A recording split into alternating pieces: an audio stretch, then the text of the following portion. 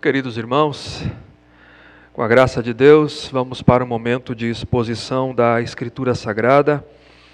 E nesse momento tão precioso, tão importante para todos nós, da nossa liturgia, eu peço que todos abram as Escrituras na Epístola de Tiago, capítulo 4, dos versos 13 a 17. Aguardamos a igreja encontrar, os irmãos acharem o texto. Nós queremos meditar na palavra de Deus. Atendei agora, vós que dizeis, hoje ou amanhã iremos para a cidade tal, e lá passaremos um ano, e negociaremos e teremos lucros. Vós não sabeis o que sucederá amanhã. O que é a vossa vida? Sois apenas como neblina que aparece por instante e logo se dissipa. Em vez disso, devíeis dizer, se o Senhor quiser, não só viveremos, como também faremos isto ou aquilo. Agora, entretanto, vos jactais das vossas arrogantes pretensões. Toda jactância semelhante a essa é maligna. Portanto, aquele que sabe que deve fazer o bem e não o faz, nisso está pecando. Meus irmãos, essa é a leitura do texto. Nós queremos orar, curva a sua fronte, pedir iluminação do Espírito de Deus para a nossa compreensão. Pai bendito, a Ti, ó Deus, nós oramos, pedindo a iluminação do Teu Espírito Santo nesse momento de exposição da Tua palavra. Tu és Deus bondoso, gracioso, e a nossa oração é que o Senhor aplique essa palavra, por intermédio do Teu Espírito, aos nossos corações, trazendo luz, ó Pai, trazendo vida a nós em Cristo Jesus. Amém.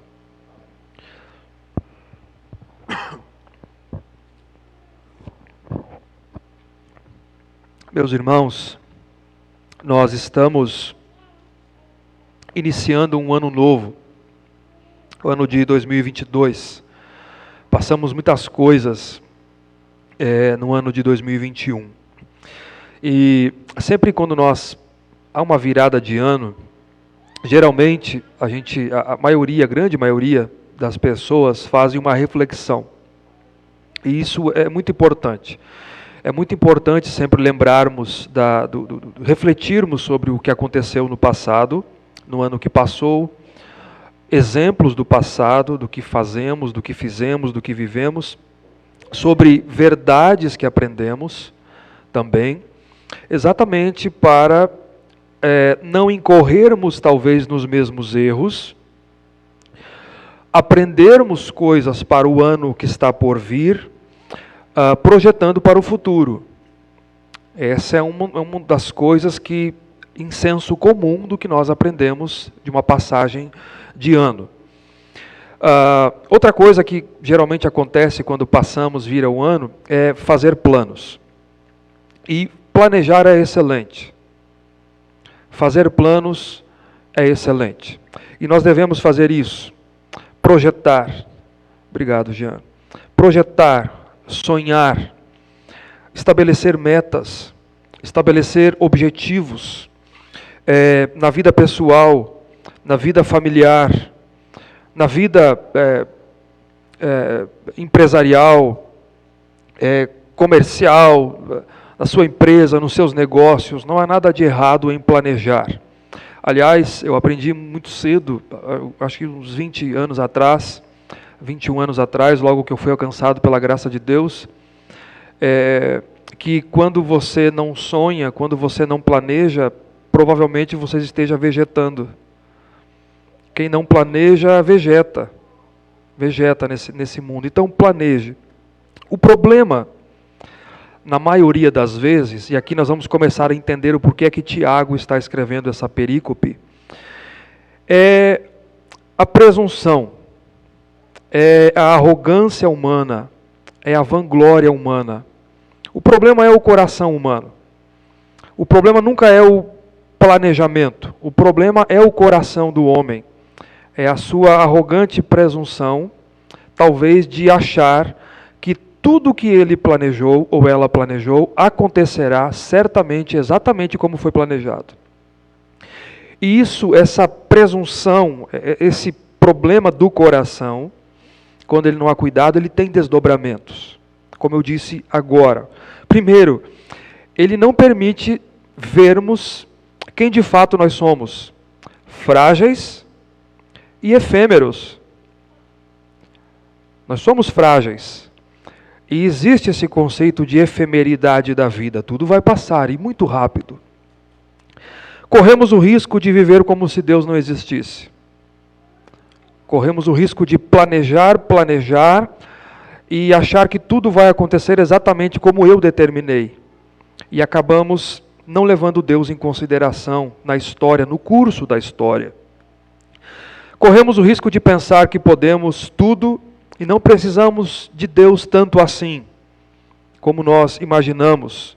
Ou uma segurança, uma confiança falsa, eu diria, em nossos projetos, que não leva em conta de que Deus é o Senhor de tudo, de que Deus é o Senhor da história, e de que tudo vai acontecer exatamente como Ele planejou, como Ele determinou, como Ele estabeleceu desde a eternidade, e de que a nossa história, ela está debaixo de uma grande história, chamada história da redenção.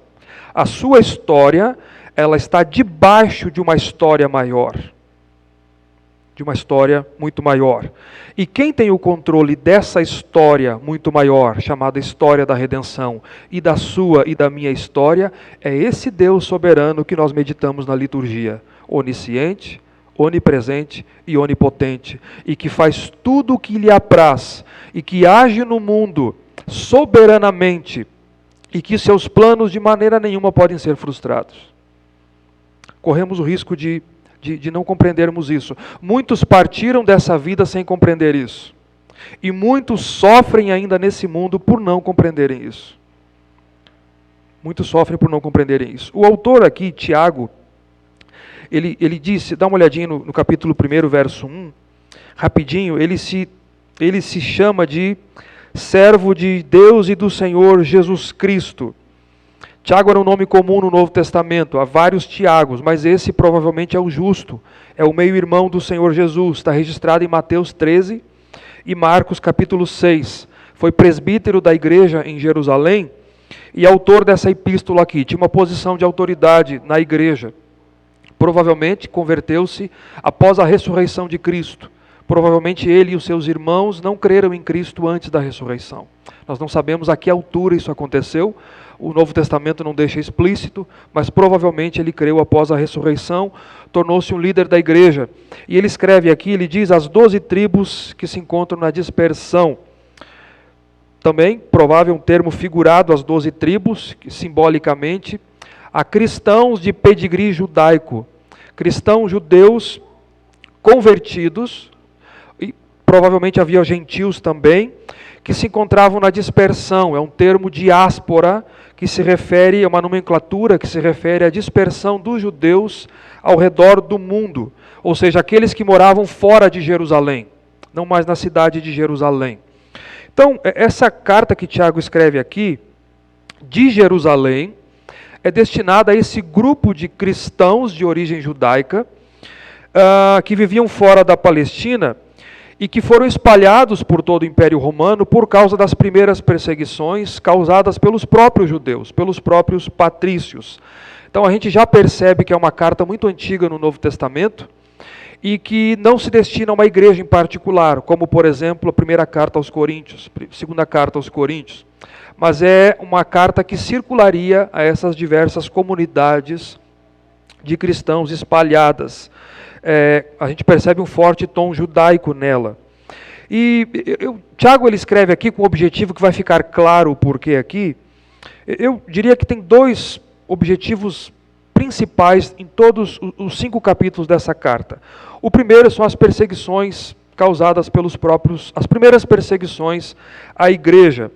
E assim como outras cartas, ele escreve para consolar os cristãos, a enfrentar os sofrimentos de maneira acertada, correta, pedir sabedoria a Deus para enfrentar as questões. Você percebe já no capítulo 1, Tiago ele já diz assim, que verso 2, que era para eles terem motivo de alegria ao passar por várias provações, porque a prova da vossa fé produz paciência, ela produz perseverança. E isso vai até o verso 18. Capítulo 1, verso 18 é esse tema aqui de Tiago. A partir do verso 18 até o final, do verso 19 ao capítulo 5, eu chamo de problemas internos. Primeiro, ele trata de problemas externos, as perseguições que eram causadas. Segundo, problemas internos. Tiago ele lida aqui, em todo o resto, com a falta de vida cristã prática na igreja. Várias cartas do Novo Testamento têm esses dois lados. Tem uma parte teológica e outra parte prática. Geralmente, nós encontramos muito isso nos documentos do Novo Testamento. Ele lida com a falta de prática na vida da igreja. Ele traz muitas instruções aqui. Mais ou menos assim. O que ele quer dizer é o seguinte: vocês devem viver na prática o que vocês professam nos domingos, o que vocês aprenderam nos domingos, nos sermões, nos estudos, na igreja. Isso deve ser vivido. Não pode haver uma incoerência entre aquilo que eu professo e aquilo que eu vivo. E esse é o contexto da carta de Tiago. Quer dar uma olhadinha aqui? Já no capítulo 1, Tiago ele fala a respeito de não sermos apenas ouvintes, mas praticantes da palavra de Deus. Ele diz, porque aquele que ouve a palavra e não a pratica é semelhante a alguém o homem que contempla no espelho o seu rosto natural e se retira e se esquece de como era a sua aparência. Então, você não pode só ouvir, você deve praticar. Ele exorta a respeito no capítulo 2 das obras como evidência da fé verdadeira. Se você diz que tem fé, então você deve ter obras que comprovem essa fé. Ainda no capítulo 2, ele fala a respeito de não fazer acepção de pessoas na igreja. Como é que você professa uma fé em Cristo Jesus e você faz diferença entre irmãos, entre pessoas? Por exemplo, de rico e de pobre, de classe média, alta e classe baixa. Você não pode fazer isso. Capítulo 3, como é que você professa uma fé em Cristo Jesus e você não guarda a sua língua? Ele fala da língua. E no capítulo 4 aqui, dos versos 1 a 4, ele entra no mundanismo. Você não pode dizer que é amigo de Deus e é amigo do mundo. Se você é amigo do mundo, você automaticamente constitui-se inimigo de Deus. Você não pode dizer que é cristão e ama o mundo. E aí dos versos 5 a 10, ele diz como é que eles vencem o mundanismo então. Ele dá algumas razões, se achegando a Deus, se sujeitando a Deus. E depois ele fala dos versos 11 a 12, ele condena a atitude pecaminosa da maledicência. Você não pode professar uma fé cristã e falar mal do seu irmão. Você não pode fazer isso.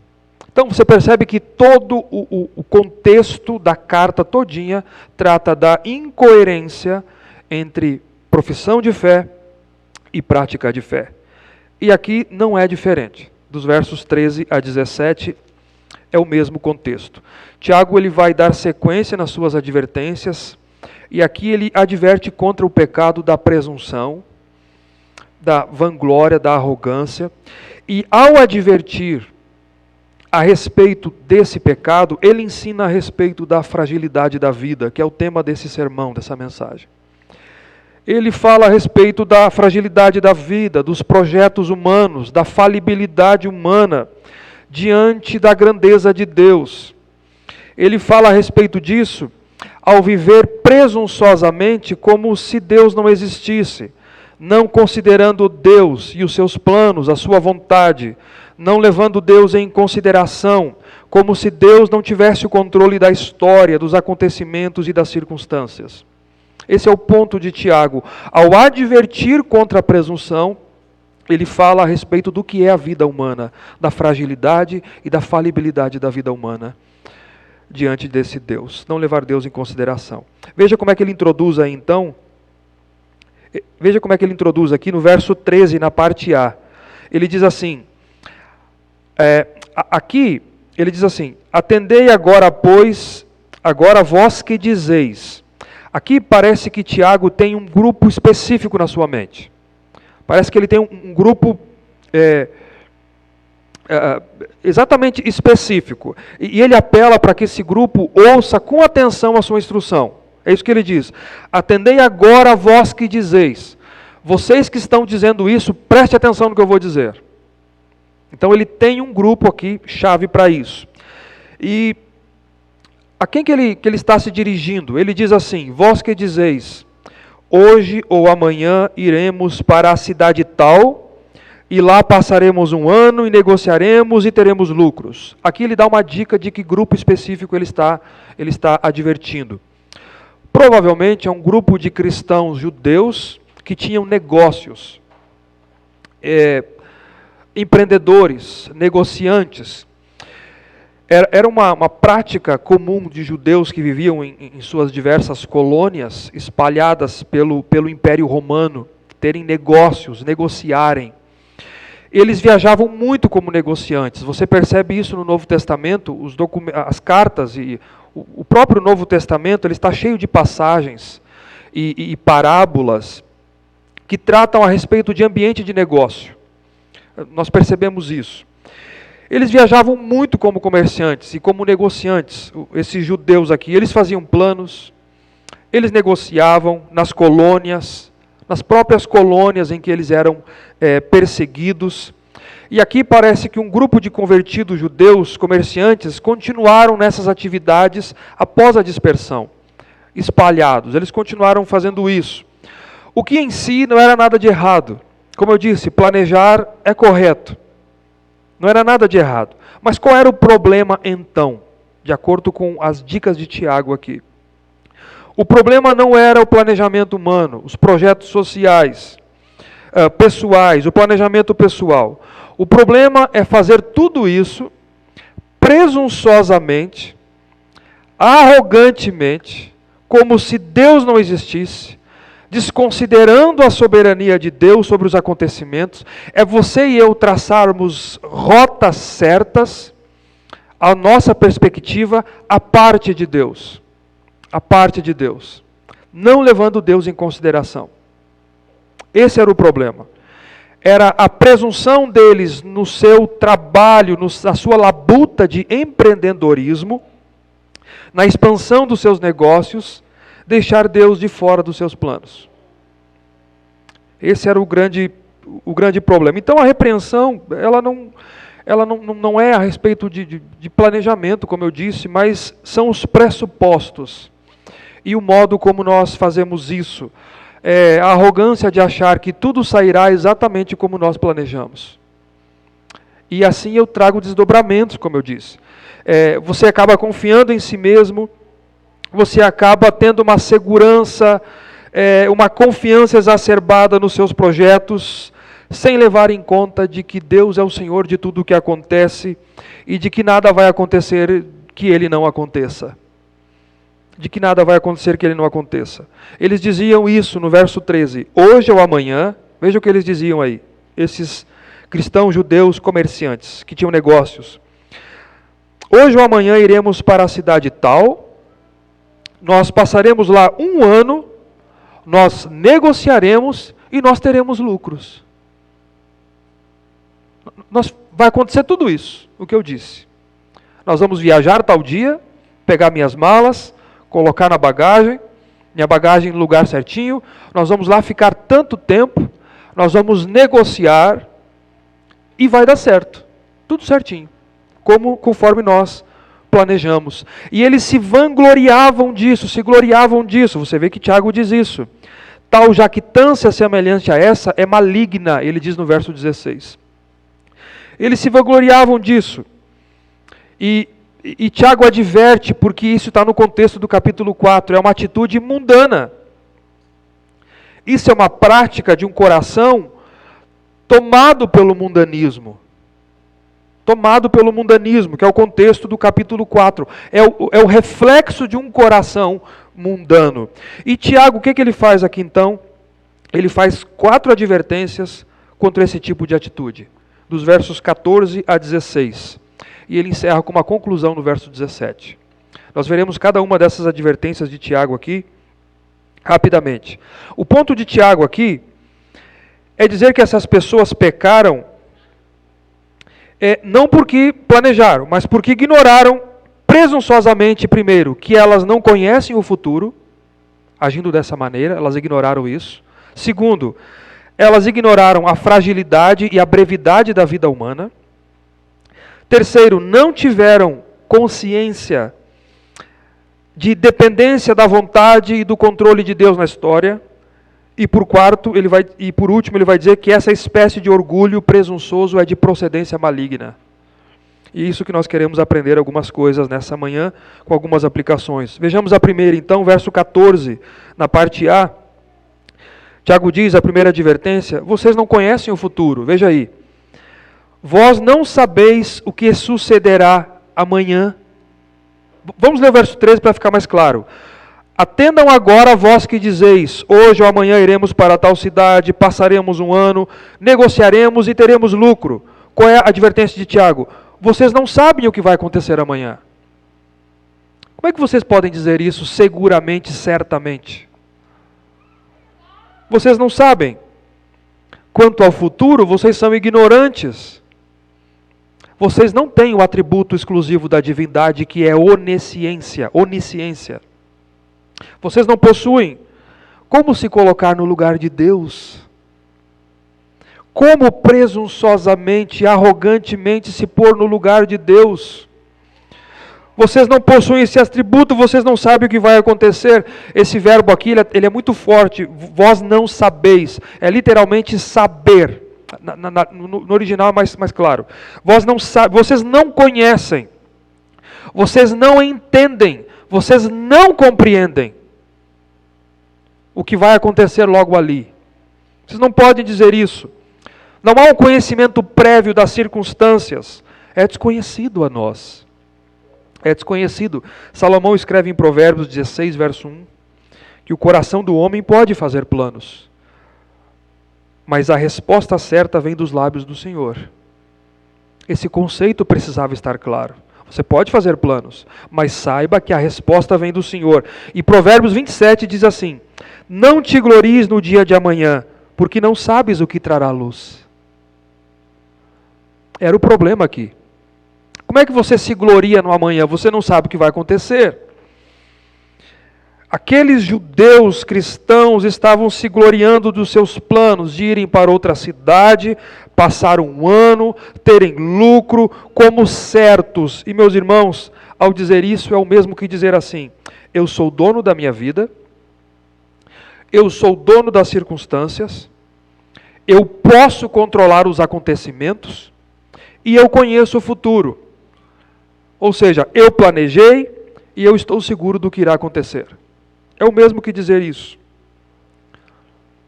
Mas eu e você não sabemos o que sucederá amanhã. Jesus conta uma parábola de um homem que era rico e ele diz, o que é que eu vou fazer? Os meus negócios estão aumentando. Ele diz, eu já sei o que eu vou fazer. Eu vou derrubar o meu celeiro, eu vou construir um maior e eu vou encher o meu celeiro. Depois eu vou dizer para minha alma, minha alma, fique em paz agora, se regala. Agora você está em paz. E Jesus diz, capítulo 12 de Lucas, verso 20. Louco, esta noite te pedirão a tua alma, e o que tens preparado para quem será? Para quem será? O que você tem preparado? Tem um homem chamado, é muito conhecido, Peter Drucker. Ele é o pai da administração moderna. Eu li bastante sobre ele. Não estudei administração, não sou formado em administração, mas fui ler a respeito dele. Foi professor, escritor. Ele disse o seguinte, veja o coração humano, uma das frases muito conhecidas dele. A melhor maneira de prever o futuro é criá-lo. A melhor maneira de você prever o futuro é criá-lo. Por quê? Porque assim não há limites para a realização humana. Veja bem o coração do homem. O problema é o coração. É o coração. Porque exatamente em virtude do bom planejamento, ele fala de planejamento. Se você fizer um bom planejamento, Você está criando o futuro. E aí não pode haver erros. É a melhor chance do sucesso. É a melhor chance de acertos. É a melhor maneira de você prever, pois você o escreveu de antemão. Tiago está dizendo, quem você pensa que é para dizer isso? Você não sabe o que vai acontecer amanhã? A caneta da história está na mão de Deus, do soberano da história, e não na mão do ser humano. Essa é a primeira advertência de Tiago. Vocês não conhecem o futuro. Vejam a segunda, está no verso 14 ainda, na parte B. Ele diz assim, reflitam sobre a fragilidade e a efemeridade da vida. Esse é o ponto dele. Verso 14. Vós não sabeis o que sucederá amanhã. O que é a vossa vida? Sois apenas como neblina que aparece por instante e logo se dissipa. Veja o que ele diz. O que é a vossa vida? Essa pergunta, ela tem o propósito de mexer com eles. De mexer com esses cristãos, com a concepção deles. De despertá-los para uma nova avaliação da realidade. Para uma nova compreensão, uma nova cosmovisão do mundo, controlado por esse Deus, e sobre a natureza da vida humana. O que é a vida de vocês para dizerem isso? Eu vou viajar, vou ficar 1 ano e terei lucro. A vida de vocês é como uma neblina que aparece e logo se dissipa. Porque, meus irmãos, compreendendo a fragilidade humana, a transitoriedade, a efemeridade da vida e a ignorância humana quanto ao futuro, como um homem arrogantemente pode predizer o seu futuro? Se você compreende isso, como você pode e eu predizer o futuro? Esse termo neblina, que a vossa vida é como uma neblina, ela é utilizada, essa expressão aqui, com respeito a muitas coisas na Escritura, como fumaça, sabe? Acabou. Névoa, vapor, incenso e até respiração. Isso é a vossa vida e a minha vida.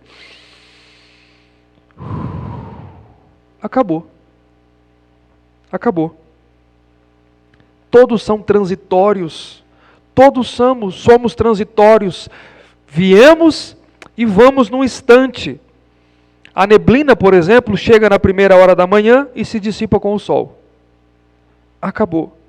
Nossa vida nesse mundo é assim. Ela é como a neblina, a luz da eternidade. Nós deveríamos cuidar da nossa vida à luz da eternidade, fazer planos, projetar, mas dar prioridade àquilo que merece ter prioridade. Ou termos certeza absoluta daquilo que Deus nos dá certeza absoluta. Se você está em Cristo, você é nova criatura, nova criação.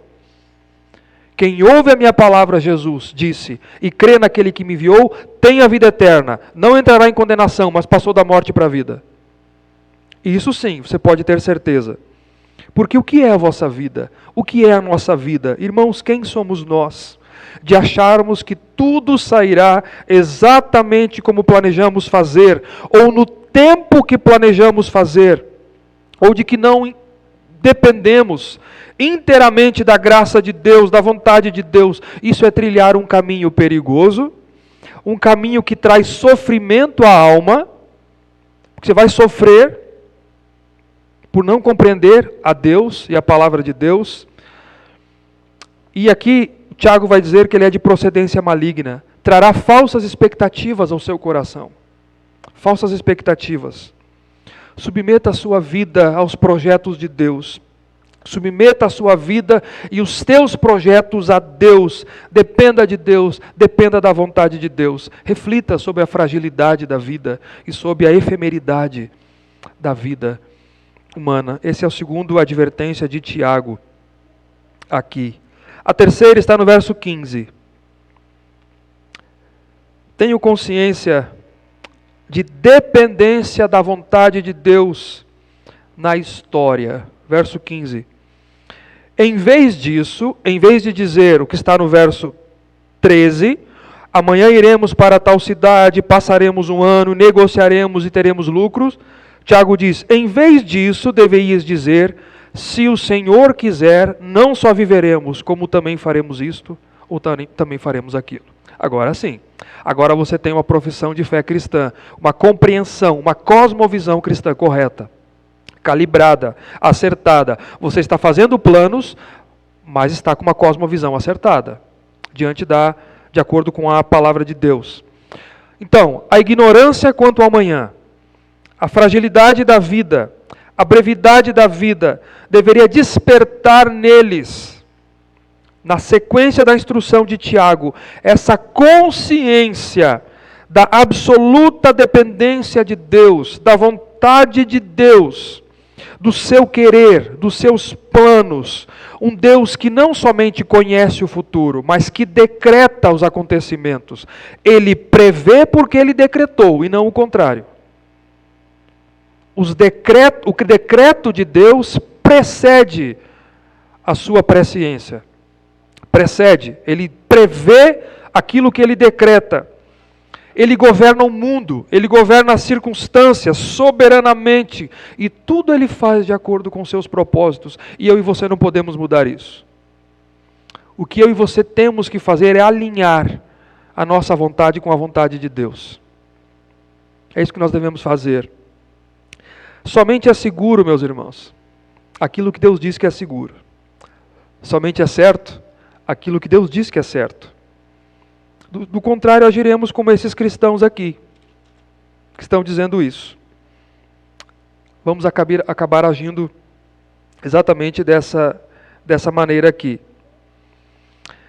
Veja o que Tiago diz. Vocês deviam dizer, se o Senhor quiser. Se o Senhor quiser. É isso que nós devemos fazer. Planejar a partir desse pressuposto. Desse pressuposto aqui. Entendendo, preste atenção nisso, é muito importante. Entenda que a vontade de Deus é o fator essencial na história e na sua história. Às vezes dizemos assim, né? Nós planejamos e dizemos assim, deu tudo errado. Não, deu tudo certo.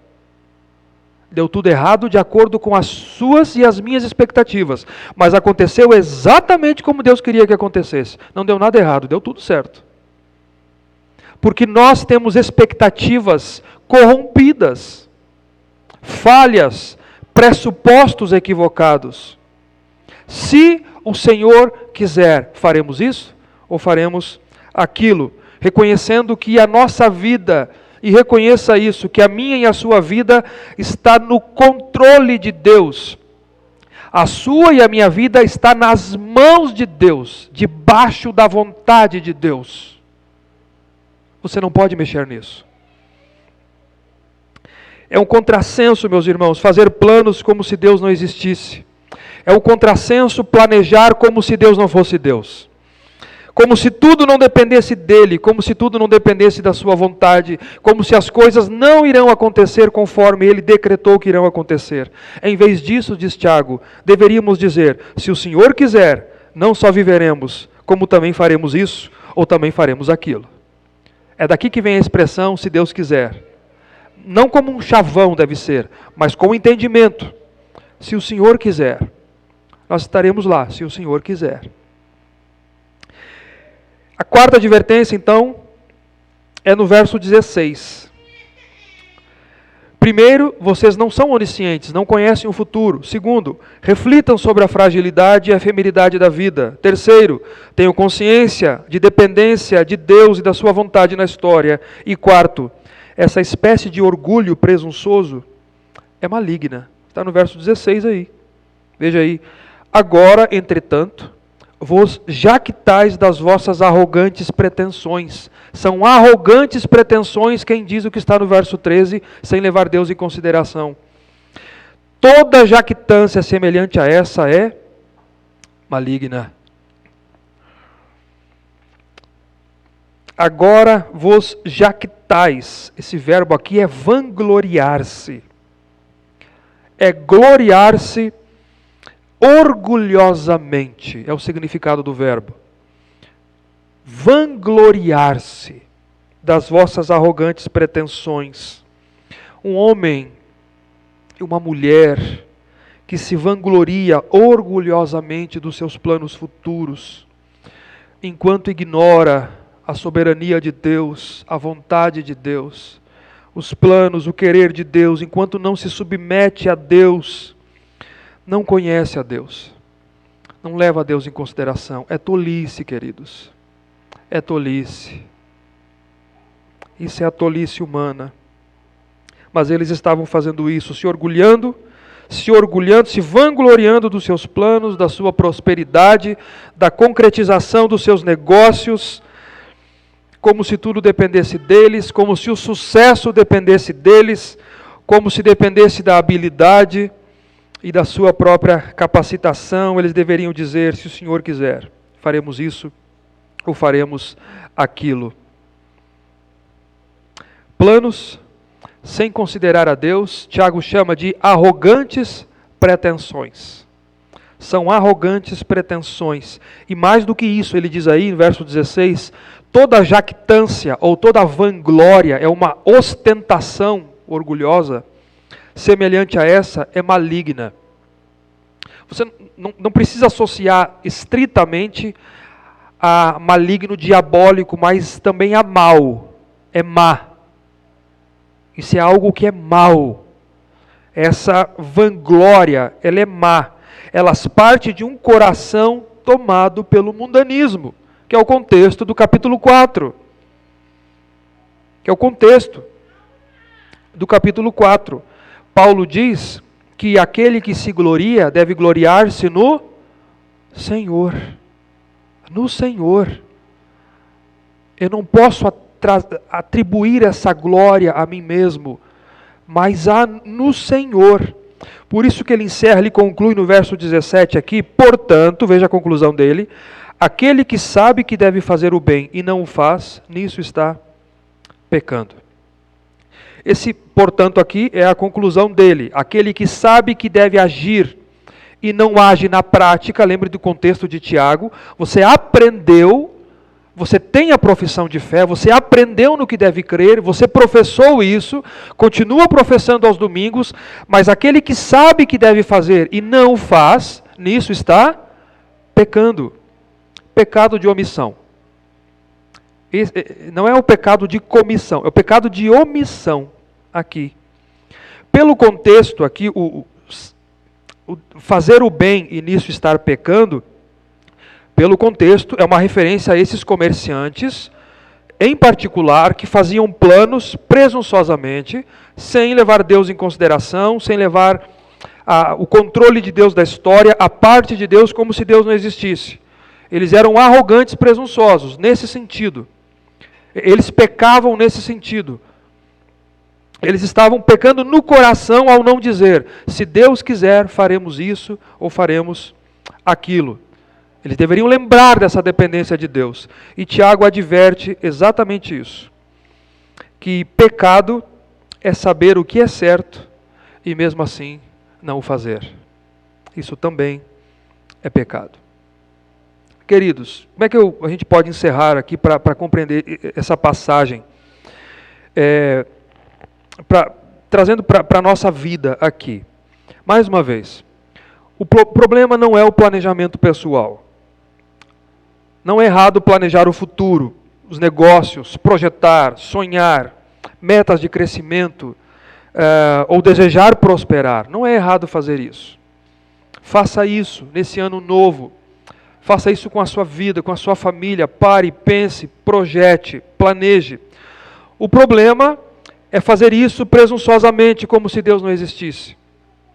O problema é fazer planos desconsiderando Deus, não levando Ele em consideração, traçando rotas e planos e projetos na sua vida, rotas certas, à parte da sua providência.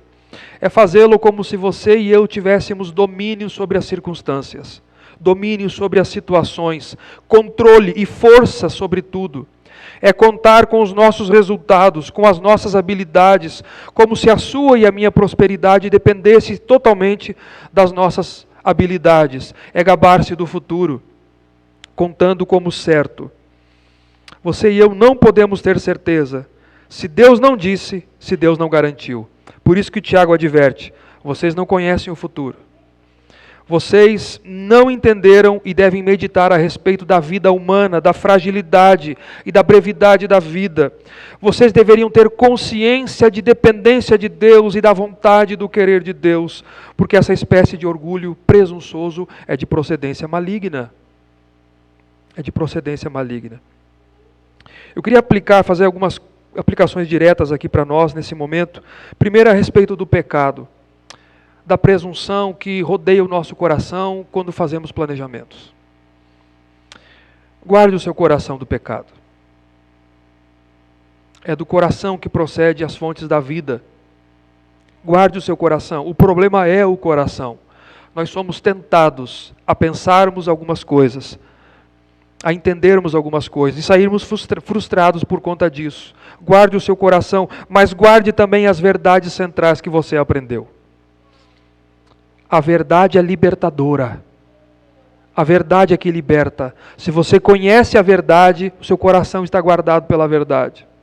Encha o seu coração com a palavra de Deus, com a verdade de Deus, de quem é Deus. E essas arrogantes pretensões não terão espaço no seu coração. Se você conhece a Deus e a fé que você professa. Entenda quem nós somos e entenda quem é Deus. Nós somos frágeis, somos falíveis. Deus é o soberano, Deus é o infalível e os seus planos também. Segundo, a igreja foi chamada para viver coram Deo. É um termo utilizado pelos reformadores, na presença de Deus.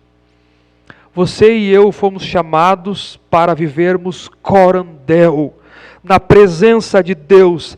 Viva na presença de Deus, planeje na presença de Deus, se submeta à vontade de Deus, conduza a sua vida ao querer de Deus, os seus planos, as suas expectativas, na presença de Deus, entendendo que Ele é o governador da história, da sua e da minha vida, que Deus seja o centro da sua e da minha vida. Viva na presença de Deus, coram Deo. Terceiro, aqueles que nos acompanham pela internet, é importante dizermos isso aos líderes, presbíteros, pastores. Nossa tendência natural é viver fazendo planos.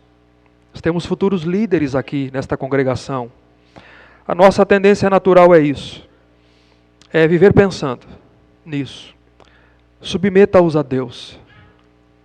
Submeta os seus planos a Deus. Lembre que o reino é dele. Lembre que Ele é o rei. Lembre que Ele é quem chama os trabalhadores. Lembre que Ele é quem dá o crescimento. Não depende de você mesmo, não podemos depender de nós, devemos confiar somente em Deus. Não podemos ser autônomos, autossuficientes, arrogantes, presunçosos. Mas devemos submeter a nossa vida à direção de Deus, se o Senhor quiser. Se o Senhor quiser. E por último, submetamos a nossa vida a Cristo. A Cristo Jesus. Cristo é o antídoto contra o pecado. Cristo nos liberta das amarras do pecado. E Cristo nos introduz numa nova vida, numa nova maneira de ver o mundo, uma nova cosmovisão, uma nova maneira de compreender a realidade. Mais do que isso, submeta-se a Cristo e vida eterna é garantida. Nos preocupamos muito com o futuro, mas se você está em Cristo, o futuro é certo, é seguro, é garantido. Você e eu podemos ter esperança, podemos descansar. Você caminha para a eternidade, você caminha para o rumo certo, porque vida eterna é garantida por Deus em Cristo Jesus. Que Deus nos abençoe, queridos. Na entrada, no início desse novo ano, meditemos na palavra de Deus e nas verdades que aprendemos nessa manhã. Fiquemos em pé.